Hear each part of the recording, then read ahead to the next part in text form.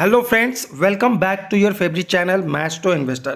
Friends, मैं प्रदीप और आपको बताने जा रहा हूँ IRCTC में क्या चल रहा है। और आप अगर टॉप बाय किए हैं टॉप पोजीशन पे, तो अभी आपका क्या पोजीशन होना चाहिए और क्या रीज़न होना चाहिए कि आप बने रहें या फिर निकल जाएं। तो फ्रेंड्स, एक बहुत ही बेहतरीन एक स्टॉक IRCTC का जो पिछले 3 दिनों से गिरता हुआ नज़र आ रहा है। और अगर आप इस स्टॉक को देखें 30% का गिरावट आपको नज़र आएगा। तो फ्रेंड्स, लास्ट 3 दिनों में जो ये बड़ी गिरावट आपको देखने को मिली, इसका रीज़न क्या हो सकता है अगर आप बात करें तो क्लियर है कि ये एक भागती हुई ट्रेन की तरह, बुलेट ट्रेन की तरह स्टॉक है। यहाँ पर आपने पिछले अगर 1 मंथ का देखें तो यहाँ पर अभी भी 21% का रिटर्न आपको दिख रहा है। अगर 30% इसमें ऐड कर देते हैं तो 60% से ज़्यादा आपको रिटर्न मिला। और मैक्सिमम की बात करें तो मैक्सिमम आपको अभी भी ये स्टॉक आपको 450% के ऊपर रिटर्न दे रहा है।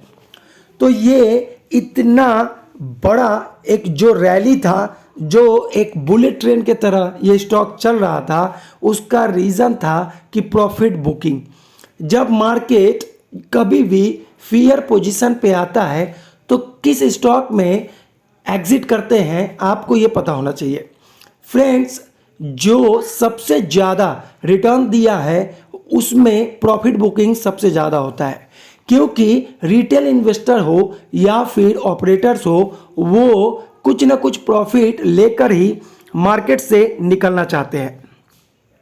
और सबसे बड़ी बात यह है कि IRCTC से सभी को 100% से ऊपर रिटर्न मिल चुका था और यहाँ पर 100% का रिटर्न लेकर दूसरे स्टॉक में इन्वेस्टमेंट की टेंडेंसी सबको अच्छी लगती है। और यही रीज़न है कि यहाँ पर आपको एक बड़ी प्रॉफिट बुकिंग मिली।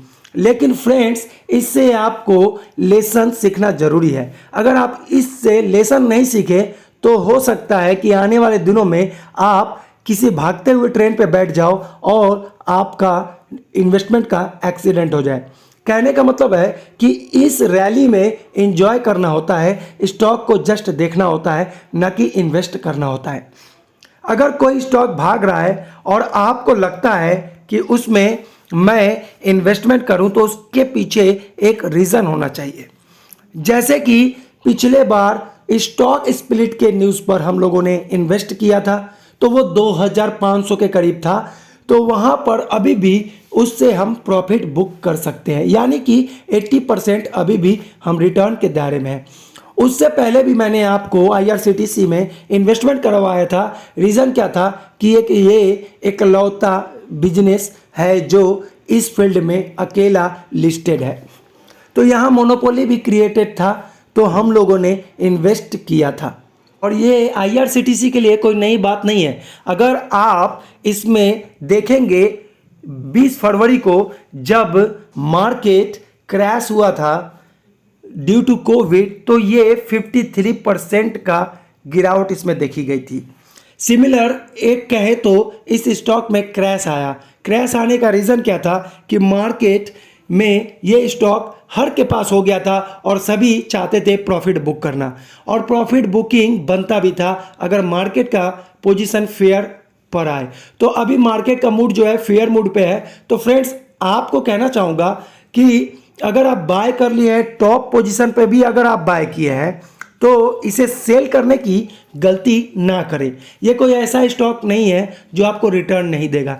स्टॉक स्प्लिट के बाद भी आपको ये ऊपर जाता हुआ नजर आएगा। और लॉन्ग टर्म के हिसाब से अगर देखें तो चलिए देखते हैं, अगर आपने इस स्टॉक को 1 महीने पहले भी खरीदा होता तो यहाँ 21% का रिटर्न आपको मिलता। तो समझ रहे होंगे फ्रेंड्स कि शॉर्ट टर्म में जब हम ट्रेडिंग करते हैं तो कितना जोखिम होता है अगर हमारा सिलेक्शन गलत हो गया। लेकिन लॉन्ग टर्म में हमारा रिस्क का जो लेवल है वो कम हो जाता है ड्यू टू लॉन्ग टर्म, यानी कि हम लंबे समय के लिए आए हैं तो हमारे पास टाइम है कि 30% अगर 50% भी मार्केट से डाउन होता है तो हम यहाँ पर अपना एवरेजिंग कर सकते हैं, उसे एक्यूमुलेट कर सकते हैं, क्योंकि ये स्टॉक फंडामेंटली बहुत स्ट्रांग है। और इसमें अगर लॉस पे एग्जिट होते हैं तो मान लीजिए मेरे हिसाब से आपको स्टॉक मार्केट में ट्रेडिंग या इन्वेस्टिंग नहीं करना चाहिए।